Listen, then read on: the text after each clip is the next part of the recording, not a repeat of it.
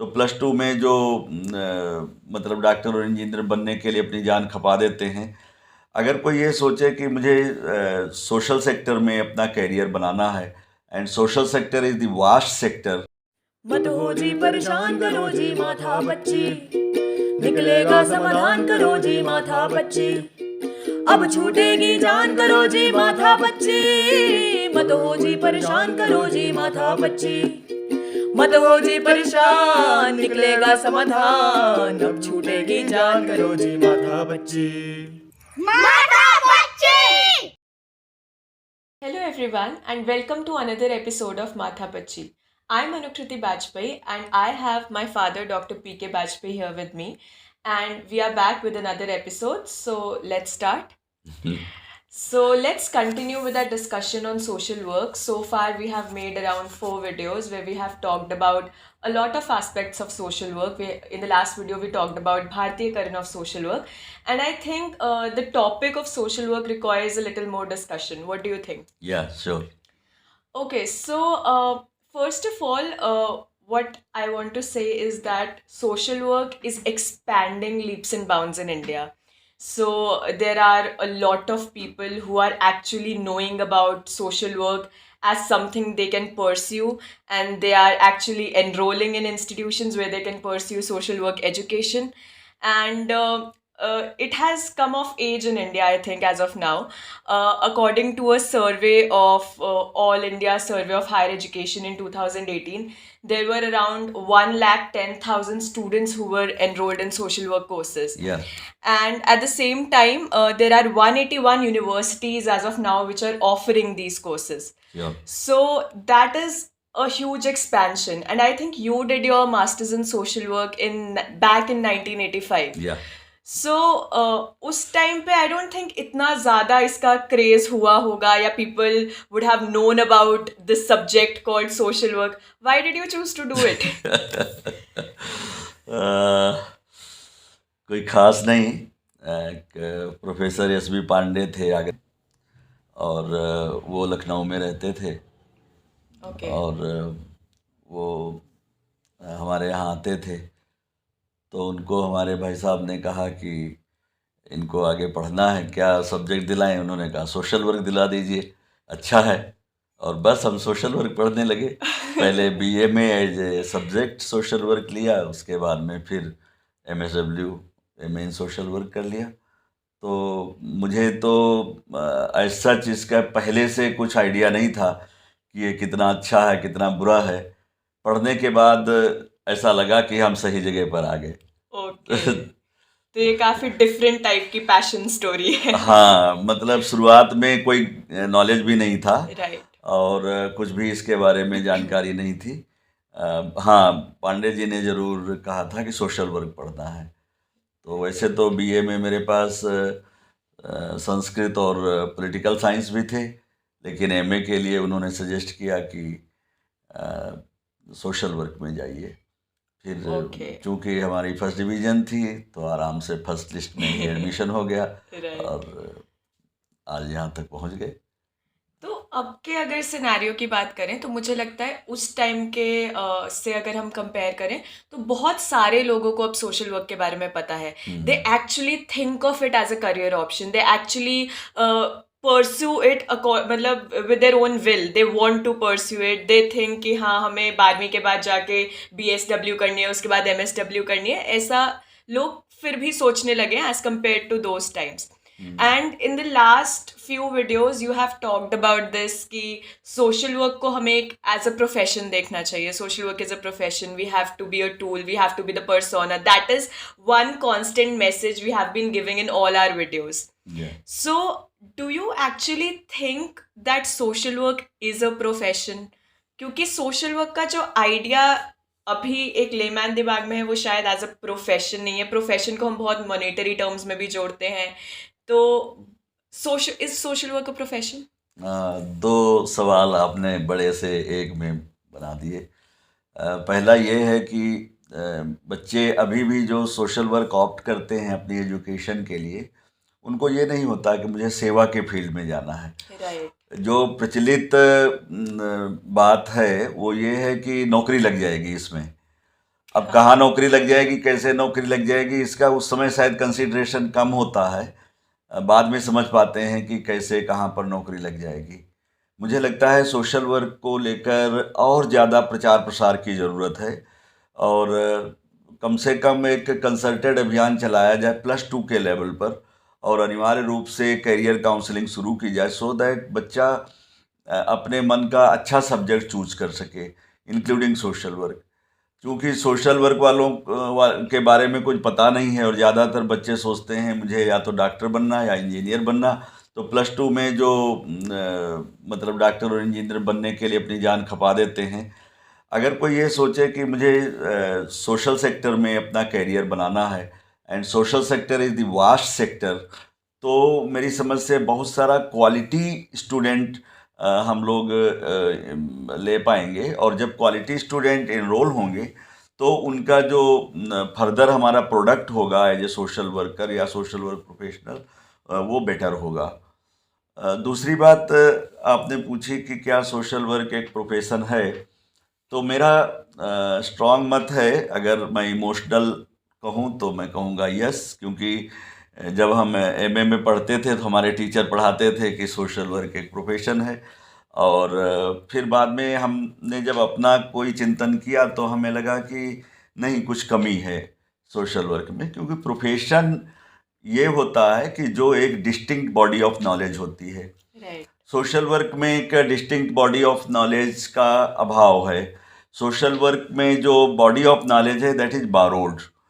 तो कुछ पार्ट हमने सोशियोलॉजी से ले लिया, कुछ पॉलिटिकल साइंस से ले लिया, कुछ इकोनॉमिक्स से ले लिया, इवन हमने बायोलॉजिकल साइंसेस से, और जो कुछ और चीज़ों से जैसे एनवायरमेंटल साइंस से, और इनसे भी बहुत कुछ लिया है, और अभी भी ले ही रहे हैं। तो ऐसे में क्या है कि हमारा कोई एक्सक्लूसिव डोमेन नहीं बन पा रहा है।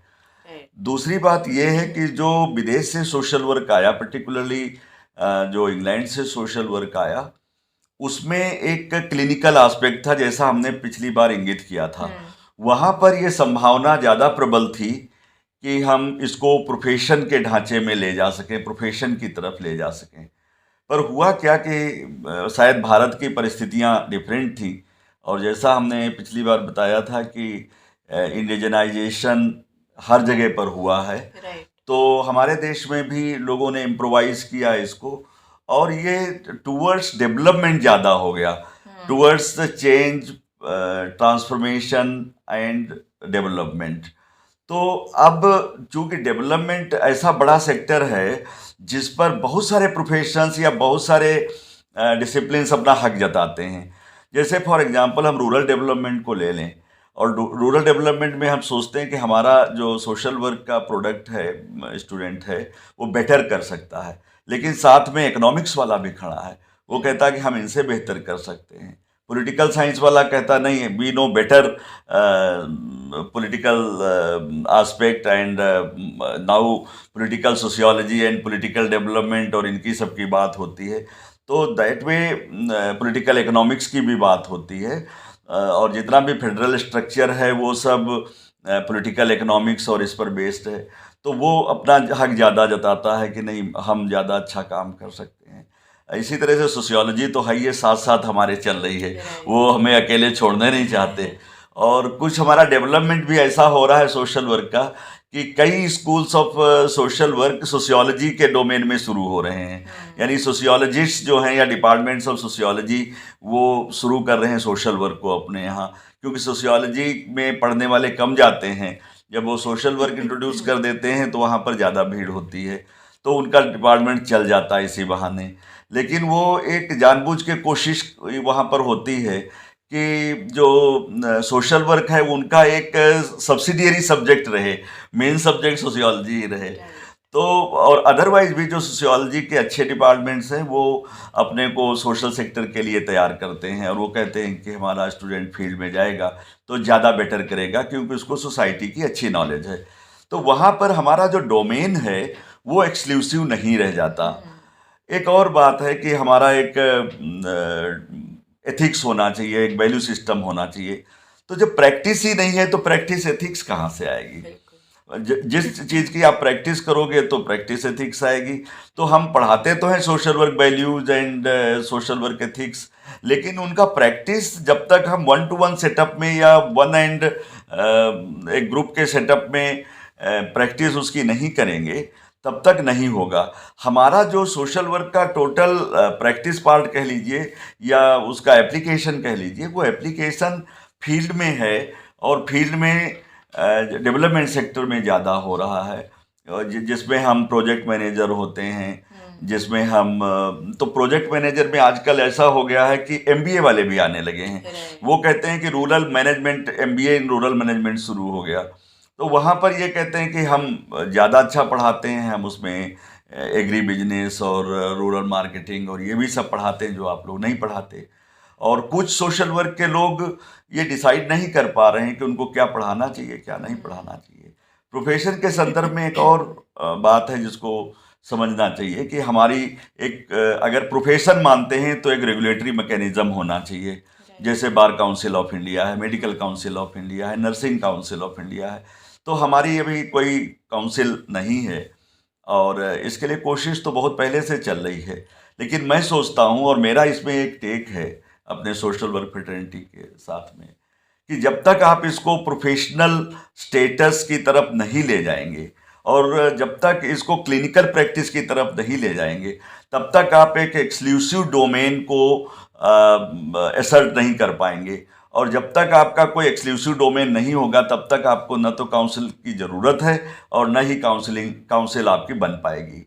तो ये कुछ चीज़ें हैं जिसमें मुझे लगता है कि social work is developing day by day as another social science subject, not as a profession, rather it ceases to have its own domain as a profession. तो अगर now it is up to the professionals to decide कि वो इसको profession बनाना चाहते हैं या इसको एक सोशल साइंस का सब्जेक्ट की तरह से बनाना चाहते हैं। क्योंकि अभी यूँ कह लीजिए कि 80% से ज़्यादा कंटेंट जो क्यूरिकुलम के हैं वो डेवलपमेंट या सोशल सेक्टर को एड्रेस करते हैं, वो क्लिनिकल एस्पेक्ट को एड्रेस नहीं करते। तो जब तक करीब करीब 80 इसका उल्टा नहीं करेंगे, यानी 80% क्लिनिकल एस्पेक्ट हो और 20% पेरिफेरियल हो, तब तक प्रोफेशनल स्टेटस तो नहीं क्लेम कर सकते। तो यही है कि अभी हमें बहुत जर्नी करनी है इस दिशा में। राइट। मुझे लगता है कि काफ़ी हद तक सारे सब्जेक्ट्स बहुत इंटरडिसिप्लिनरी होते हैं, मतलब सब सब्जेक्ट्स में अलग अलग ये सब्जेक्ट्स ठीक का है, कुछ बिल्कुल ठीक है। अ, और रूरल पार्ट या आता जो है। चेंज का मामला है या विकास का मामला है तो ये भी मल्टी डिसिप्लिनरी है। राइट। तो फिर हमें प्रोफेशन का जो एक लालच है कि हमें प्रोफेशनल स्टेटस मिले, उसको छोड़ देना चाहिए और काउंसिल का भी मोह छोड़ देना चाहिए कि हमारी काउंसिल, फिर ज़रूरत नहीं है काउंसिल की। राइट। तो क्या इसको सच में छोड़ देना चाहिए या कोई ऐसा तरीका है कि नहीं, मैं समझता हूँ कि सोशल वर्क के जो बॉडीज़ हैं, जैसे हमारी आसुई है, जैसे नेप्सुई है राइट। और जैसे और भी हमारे ISPSW है, तो Indian society for professional social workers, ये सब बॉडीज एंड बैठें और अच्छे सब लोग बैठें तो वो लोग डिसाइड करें कि उनको किधर ले जाना है। एक बात जो मैं ऐड करना चाहता हूँ पिछले क्वेश्चन के संदर्भ में, और वो बहुत महत्वपूर्ण है कि हमारे यहाँ प्रैक्टिशनर को बड़ा सेकेंडरी या बहुत ही एक तरह से मार्जिनल इम्पोर्टेंस मिली हुई है। जो एजुकेटर्स हैं उन्होंने सेंटर चेयर या सेंटर सीट अपने को दे रखी है। इवन जो मतलब प्रयास काउंसिल को बनाने के लिए भी हो रहे हैं, मेरा तो उसमें यही टेक है, अगर उसका ड्राफ्ट देखें तो वो इतना अनडेमोक्रेटिक ड्राफ्ट बना है और उसमें जितने भी काउंसिल्स अभी तक बने हैं वो सारे काउंसिल्स लगभग प्रैक्टिशनर को इम्पोर्टेंस देते हैं। लेकिन हमारे जो काउंसिल का प्रपोज्ड बिल है उसमें सब लोगों ने मिलके कि सेंटर सीट पर हमेशा एजुकेटर ही होना चाहिए या प्रोफेसर ही होना चाहिए, जबकि मैं समझता हूँ कि इसमें प्रैक्टिशनर्स को आना चाहिए। दूसरी बात यह है कि कोऑप्शन का मोह या कुछ ऐसे चीज़ें कि 10 साल का एक्सपीरियंस और ये सब होना चाहिए, ऐसे डाल दिए हैं क्लाजेस कि उससे ऐसा लगता है कि अपने लिए सीट सुरक्षित कर ली है काउंसिल में। प्रैक्टिशनर को let it be democratic, election लड़ो, जो कोई जीत के आएगा वो करेगा, और सभी प्रोफेशंस ऐसे ही चल रहे हैं। ये इंडिया है, डेमोक्रेटिक कंट्री है। इसमें हेजेमोनिक जो कॉन्सेप्ट लेके आएंगे तो पार्लियामेंट में जाके गिर जाएगा।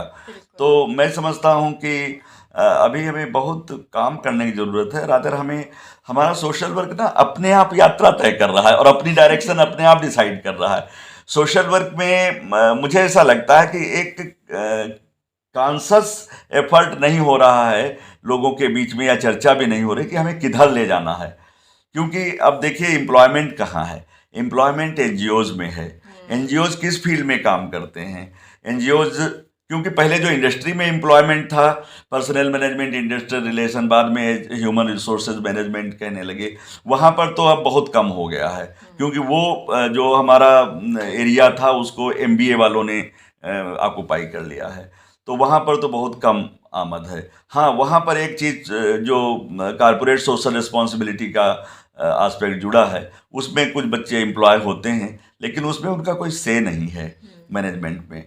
दूसरी बात, अब एनजीओज में, और जो जैसे सीएसआर भी एक तरह से एनजीओज के माध्यम से चलाया जा रहा, या लोग क्या करते हैं, इंडस्ट्री वाले अपना एक ट्रस्ट या एनजीओ खोल लेते हैं और वहाँ पर कुछ सोशल वर्क के एक दो लोग एम्प्लॉय कर लेते हैं, जबकि कोई ऐसी अच्छी पॉलिसी हो उनकी सीएसआर की, ऐसा कहा नहीं जा सकता।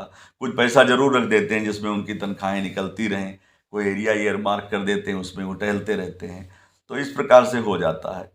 मेरा मतलब है कि अगर हमारा बच्चा अब डेवलपमेंट सेक्टर में जा रहा है, एनजीओ में जा रहा है, तो और वो डेवलपमेंट का काम कर रहा है, कोई पंचायतों के साथ काम कर रहा है, कोई रूरल डेवलपमेंट में काम कर रहा है, कोई ट्राइबल डेवलपमेंट में काम कर रहा है, कोई फॉरेस्ट में काम कर रहा है, या इवन हेल्थ फील्ड में भी, जैसे ये एनआरएचएम आया था, तो एनआरएचएम में देखिए प्रोजेक्ट डिस्ट्रिक्ट प्रोजेक्ट मैनेजर की जो डीपीएम की पोस्ट थी, वो ज़्यादातर जगह पर एमबीए के द्वारा भरी गई है, एमबीए के लोगों के द्वारा।